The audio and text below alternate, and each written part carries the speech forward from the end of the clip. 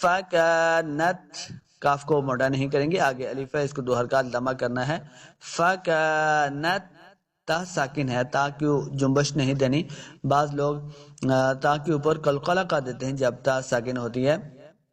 فَكَانَتْ جو تا ہے یہ حروف قلقلہ میں سے نہیں ہے تو ساکن کریں گے اور اپنی آواز ختم کرنی ہے. فَكَانَتْ هَبَاءً ہاں کو حلق کے نچلے والے حصے سے ادا کرنا ہے.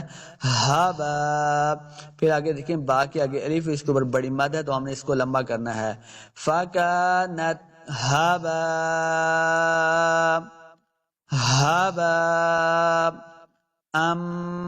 حمزہ کے اوپر 2 زبر کی تنوین ہے، نیچے میم مشدد ہے. تو میں نے آپ کو پہلے بھی بتایا تھا جب میم اور نون مشدد ہوں تو ہم نے وہاں پہ غنہ کر کے پڑھنا ہے. نون ساکن کے بعد یا 2 زبر 2 زیر 2 پیش کی تنوین کے بعد میم اور نون مشدد ہوں گے تو ہم نے وہاں پہ غنہ کر کے پڑھنا ہے. ہَبَاءً یعنی اپنی آواز کو ناک میں لے کے جانا ہے. ہَبَاءً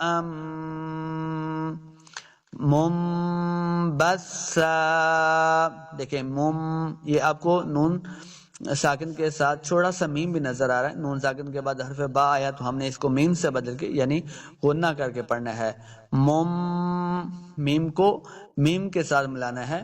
منبثا با کو سا کے ساتھ ملا کے پڑھنا ہے. سا پہ نرمی سے پڑھیں گے، سیٹی کی آواز نہیں آنی چاہیے، اور جب وقف کریں گے تو ایک زبر کو ہم نے ساکن کر دینا ہے.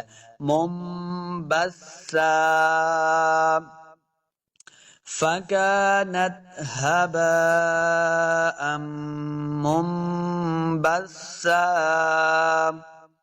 فَكَانَتْ هَبَاءً منبثا